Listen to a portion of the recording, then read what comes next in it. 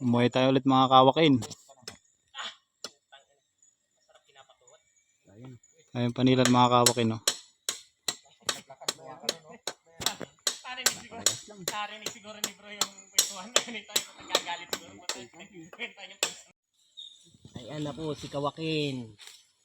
Ang pinakamagilas na mamumutsukan sa balat ng tarak.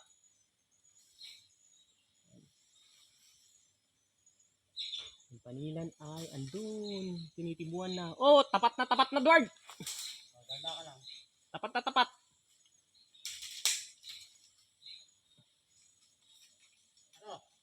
Tapat na tapat. Kaso baba ng konti. Okay lang yan. Hindi, yung hangin niya paakit yan. Ayan na, bagbag na. Tanda lang.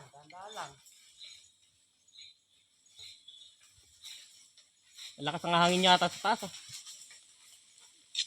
Mga wala nang isang dipa yung kwan.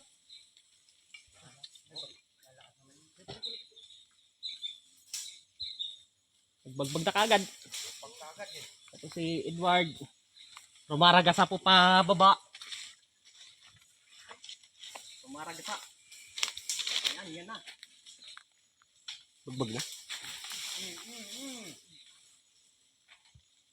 Parang namatay. Namatay. Nawala. Babalik po kami pagkatapos ng van. Update po mamaya kung Ward. Tatakbuhan na po sila. Ward, sa likod mo Ward, meron. Ito po, hinahabol na po siya. Ayan na, nasa likod niya po. Boss, nasa likod mo, dumapo.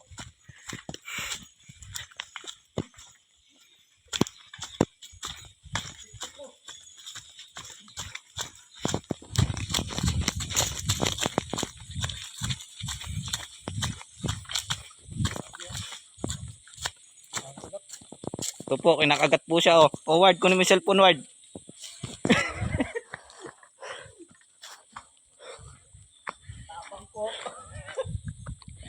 Namatay.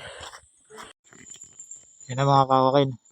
Medyo tinatamaan na yung panilan. Hindi na makita yung panilan dito at masukal. Naglilipara na yung bubuyog.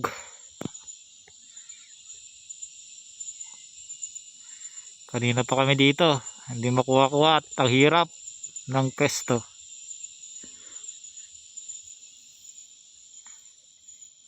Madadali rin yan.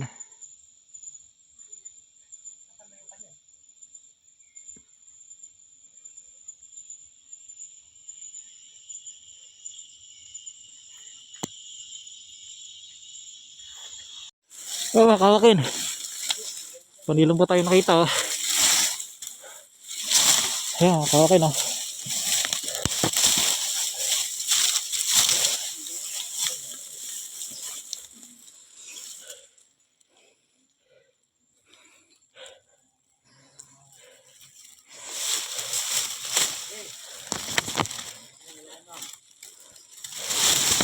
Maliit lang yung ulo.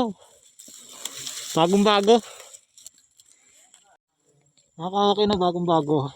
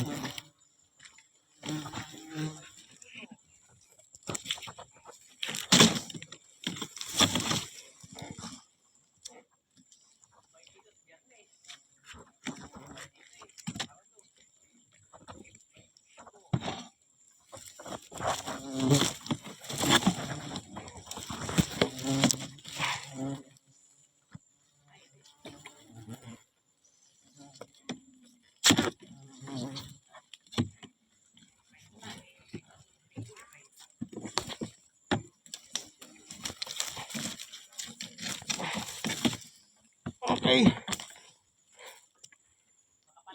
Okay na. Kaya mga kawakin. Bago. Kaunti ang mga ilang bote yan pa. 6. Kayong umok. Ayos mga kawakin. Kuya na. Brony.